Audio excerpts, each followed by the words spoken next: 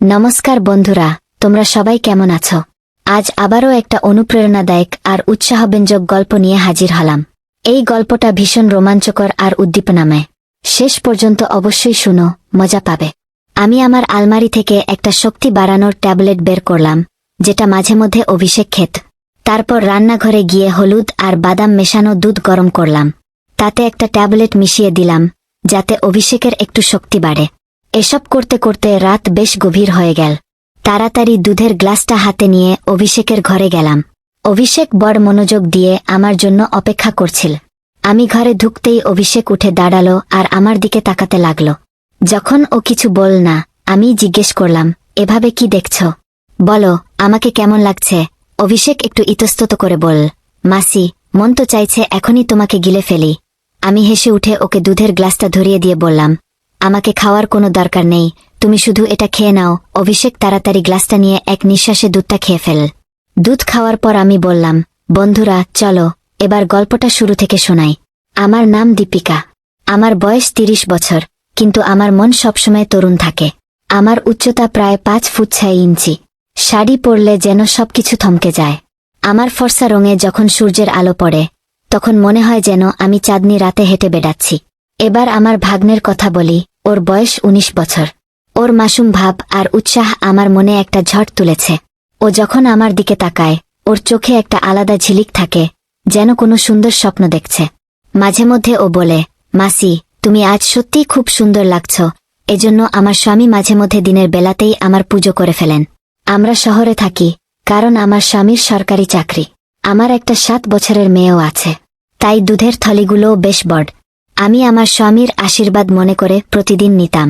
আমাদের বিয়ে হয়েছে 10 বছর, কিন্তু আমার স্বামী এখনও আমাকে খুব ভালোবাসেন।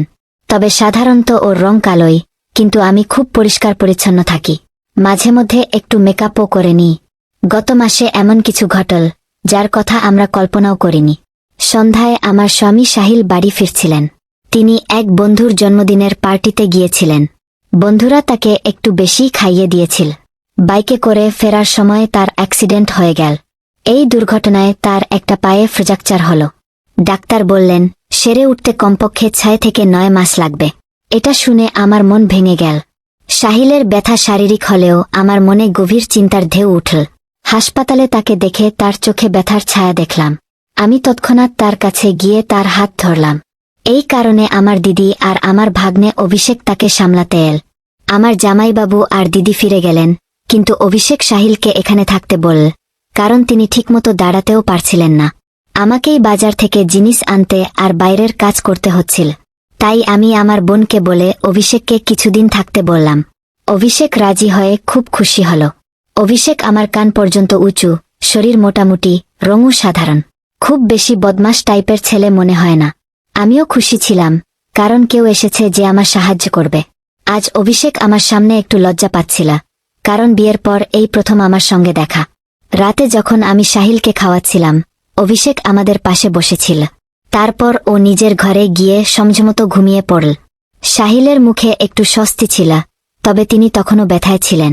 তখন আমার ভেতরের আবেগ বেরিয়ে পড়ল। আমি সাহিলের পাশে বসে বললাম, সেই কি দিন ছিল, তুমি রোজ ভূত মারতে। সাহিল এটা শুনে মুচকি হাসলেন। বললেন, কি হয়েছে আমার রানী? আজ তো তুমি পুরো মেজাজে লাগছ। আমি বললাম, না, তোমার কাছে তো মজা, আর এদিকে আমার অবস্থা খারাপ। সত্যি বলতে, এই অবস্থায় আমি পুরো ভেঙে পড়েছি। আমার স্বামী বললেন, আমি তোমার কষ্ট বুঝি দীপিকা। আমারও খুব ইচ্ছে করে, কিন্তু কি করব, আমি তো ঠিকমতো দাঁড়াতেও পারছি না। আরেকটু দিন কাটাও, তারপর দেখো আমি এই ভূতের কি অবস্থা করি। আমি বললাম, একটু দিন নেয়, পুরো 6 মাস বাকি আছে প্লাস্টার খোলার জন্য। আর মাত্র 1 মাসেই আমার এই অবস্থা। জানি না সামনের দিনগুলো কিভাবে কাটবে।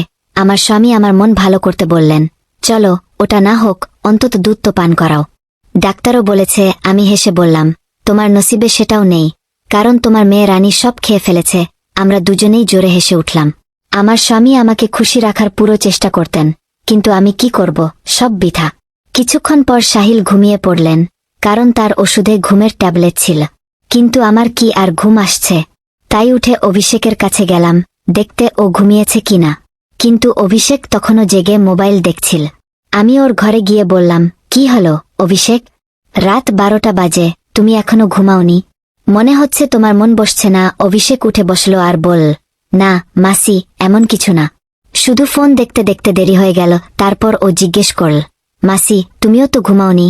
আমি বললাম, আমার তো আজকাল ঘুমই আসে না। অভিষেক জিজ্ঞেস করল, কেন, কি হয়েছে? আমি হেসে বললাম, না না, সেটা তোমাকে বলতে পারব না। যখন তোমার বিয়ে হবে তখন নিজেই বুঝবে। আমার মুখ থেকে এমন কথা শুনে অভিষেক চোখ নামিয়ে মুচকি হাসল। আমি বললাম, আরে এত লজ্জা পাচ্ছ কেন? বলো, এখনো কোনো মেয়ে পটিয়েছ নাকি? অভিষেক কিছু বলল না, তখনও লজ্জা পাচ্ছিল। আমি ওর হাত ধরে বললাম, আরে পাগল, তোমার মাসির সঙ্গে এত লজ্জা করো না। বলো। ও ধীরে বলল, মাসি সত্যি বলতে এসব কথা আমি আমার বন্ধুদের সঙ্গেও বলিনি। আমি বললাম, আচ্ছা তাহলে আমাকে তোমার বন্ধু ভাবো, কারণ আমার এসব কথা বলতে খুব মজা লাগে। অভিষেক বল, হ্যাঁ মাসি, একজন ছিল, কিন্তু সে এখন আমার সঙ্গে বন্ধুত্ব ভেঙে দিয়েছে। আমি জিজ্ঞেস করলাম, তুমি তাকে তো মেরেছিলে তাই না? অভিষেক বল, না মাসি, সত্যি বলছি, আমি তাকে ঠিকমতো ছুঁয়েও দেখিনি। আমি মুখ বাঁকিয়ে বললাম, তুমি তো বড্ড ভোলা। কোনো ব্যাপার না, এখন তুমি আমার কাছে এসেছ, আমি তোমাকে সব শিখিয়ে দেব। কথা বলতে বলতে আমি অভিষেকের ঘরেই ঘুমিয়ে পড়লাম। সকালে চোখ খুলে দেখি অভিষেক বিছানায় বসে আমার দিকে তাকিয়ে আছে। আমি উঠতেই ও বলল, গুড মর্নিং মাসি। আমি জিজ্ঞেস করলাম, কি দেখছ? ও বলল, মাসি তুমি সত্যিই খুব সুন্দর। আমি মুচকি হেসে বললাম, আচ্ছা এখন সকাল সকাল সৌন্দর্যের দৃশ্য দেখছ, আর রাতে তো বড্ড লজ্জা পাচ্ছিলে। অভিষেক হেসে জিজ্ঞেস করল, মাসি বুড়া না মানলে একটা কথা জিজ্ঞেস করতে পারি? আমি বললাম, আরে পাগল, আমি কেন বুড়া মানব? বলো, কি জিজ্ঞেস করবে?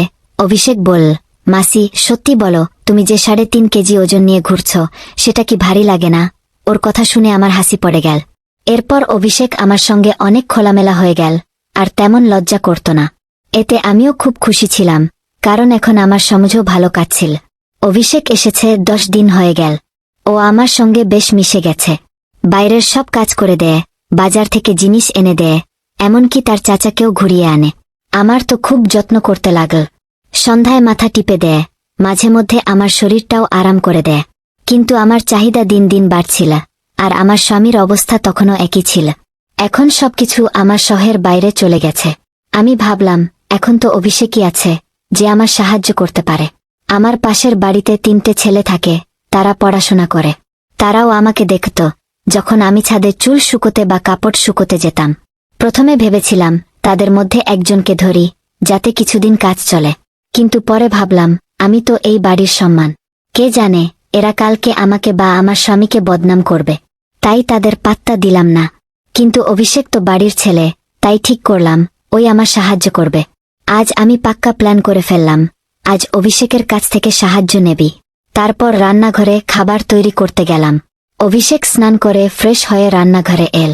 আমি দুধ তোলার বাহানা করলাম, রান্নাঘরে লোটায় দুধ তুলছিলাম। আমার মেয়ে তখন নানির বাড়ি গেছে, কারণ বাড়িতে তাকে সামলানোর কেউ ছিল না, তাই বাকি দুধ তুলতে হচ্ছিল। বাড়িতে আমার স্বামী আর অভিষেক ছাড়া কেউ ছিল না, তাই আমার ভয়ও ছিল না। অভিষেক ঘরে ঢুকতেই আমাকে দেখে একদম ঘাবড়ে গেল।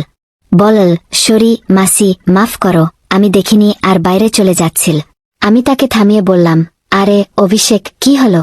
কোনো ব্যাপার না, ভেতরে আজ। অভিষেক বলল, মাসি এভাবে আমি ভেতরে কিভাবে আসব?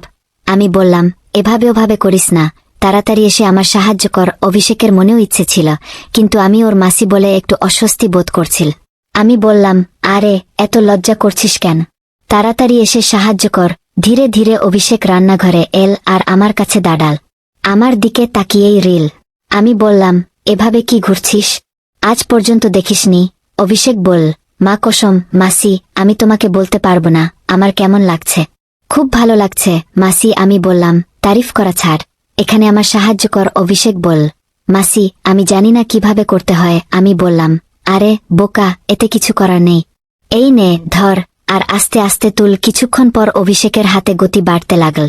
আমি ভাবলাম এবার আমার ঝুঁকে ঠিকমতো কাজ করার সময়, কিন্তু ঝুঁকতেই দেখলাম অভিষেকের কাজ তো আগেই শেষ। ওকে দেখে আমার মন খুব খারাপ হল, তবু হাসি পড়ে গেল।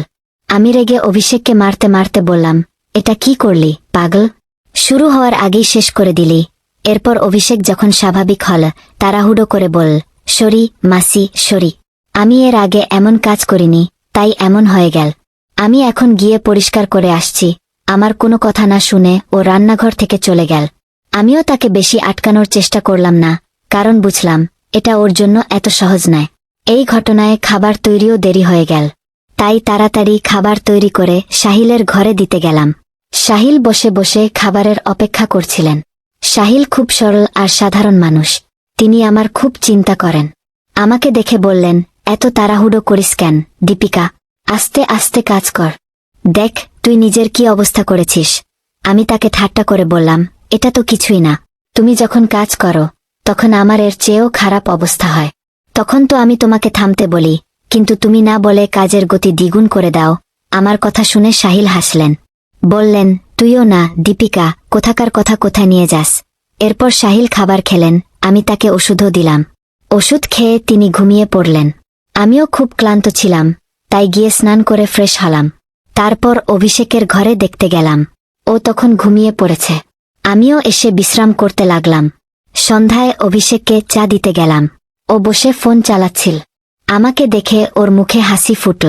আমিও হেসে বললাম, কি ব্যাপার অভিষেক, আজ তুই একদম ঢিলেঢালা লাগছে। অভিষেক বল, মাসি, আমি তো প্রথমবার এমন অভিজ্ঞতা নিলাম। প্লিজ বুড়া মানো না। আমি সত্যি বলছি, আমি ঠিকমতো কাজ করতে পারিনি। আমি তাকে থামিয়ে বললাম, আরে বোকা, আমি কখন বুড়া মানলাম। সত্যি বলতে আমারও ভালো লাগছিল। এরপর আমি অভিষেককে চা দিলাম আর তার সঙ্গে বসে খেতে লাগলাম। আমরা গল্প করতে শুরু করলাম। আজ অভিষেকের মুখ থেকে আমার জন্য শুধু ফুল ঝরছিল। ও শুধু আমার তারিফ করছিল। মাসি, তুমি খুব ভালো। আমি তো ভাবছি সারা জীবন তোমার বাড়িতেই থাকব। এই কয়েকটা দিনে আমার স্বর্গে থাকার মতো লাগছে। আর তোমার সৌন্দর্যের তো কথাই নেই। আমি হেসে বললাম, আজ তো তোর মুখ থেকে শুধু তারিফই বেরোচ্ছে। অভিষেক আমার হাত ধরে বল, তুমি ঠিক বলছ মাসি। এখন তোমাকেও আমার কাজে সাহায্য করতে হবে। এবার তোমাকে আমার কথা মানতেই হবে। প্লিজ মাসি, না করো না। শুধু একবারের জন্য আমার কাজের মানুষ হয়ে যাও। এরপর তুমি যা বলবে আমি তাই করব। অভিষেক যখন এসব বলছিল ওর মুখ লাল টমেটোর মতো হয়ে গিয়েছিল। আমার হাসি ফুটে পড়ল। আমি ওর মাথায় হাত বুলিয়ে বললাম, আরে পাগল, এত সিরিয়াস হচ্ছিস কেন? বল, আমি কি তোকে কখনো কিছুতে না করেছি? আর তাছাড়া তোর চাচা তো এখন আমার কাজে সাহায্য করতে পারছেন না। তুই এত লজ্জা করিস না। এত লজ্জা করলে কিভাবে চলবে? এখন থেকে আমাকে তোর মাসি না, কাজের মানুষ ভাব। অভিষেক বল, মাসি, আরেকটা কথা, আমার তো কাজ করতে গেলেই বেরিয়ে যায়।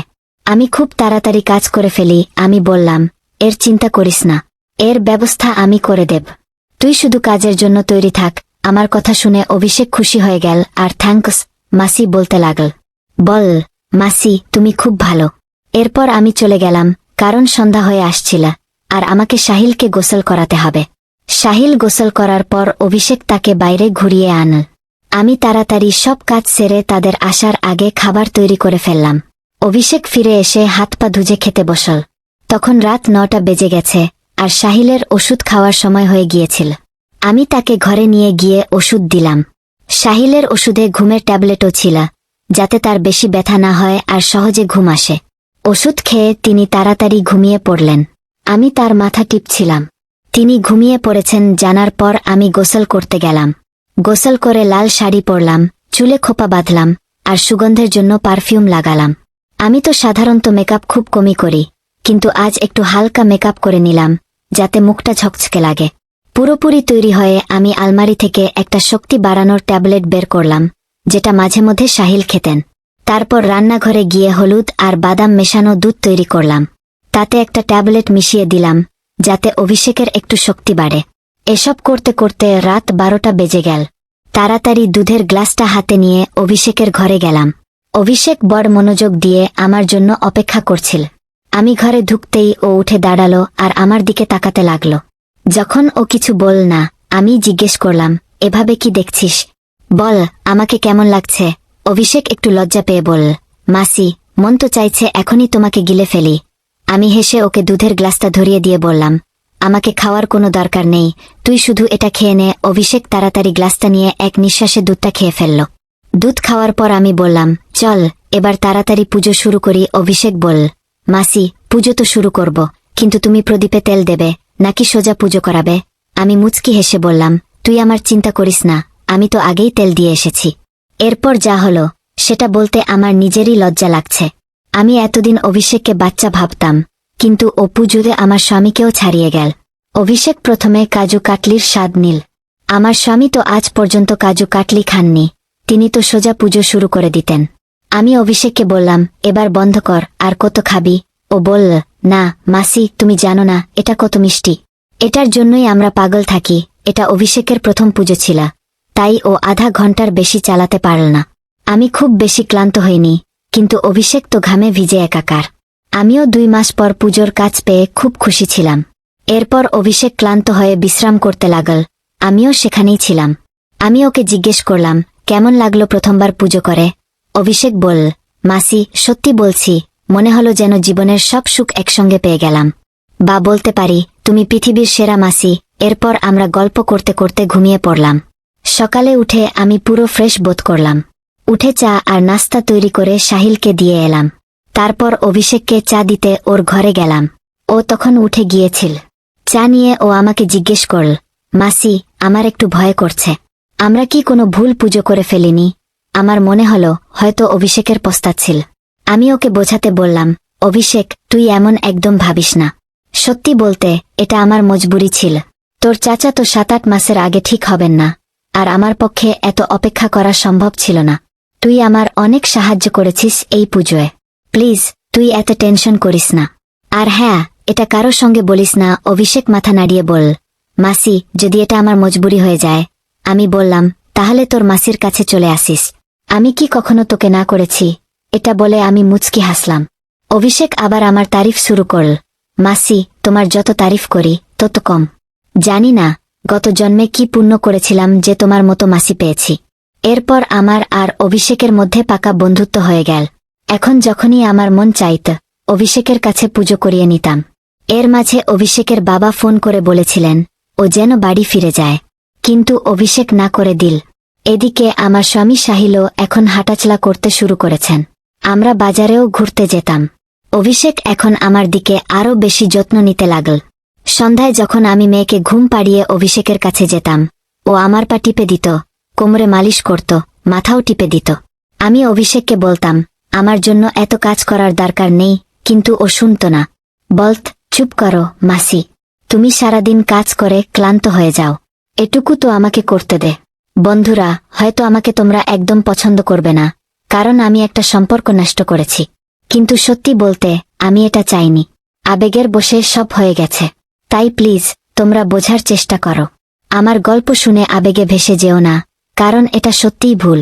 আমার খাতিরে কমেন্টে একটা প্রতিশ্রুতি দিয়ে যাও যে তোমরা জীবনে এমন কিছু করবে না। এই গল্প আমাদের কয়েকটা গুরুত্বপূর্ণ শিক্ষা দেয়, যা আমাদের জীবনে কাজে লাগতে পারে। আসুন এই শিক্ষাগুলো বিস্তারিত বুঝি।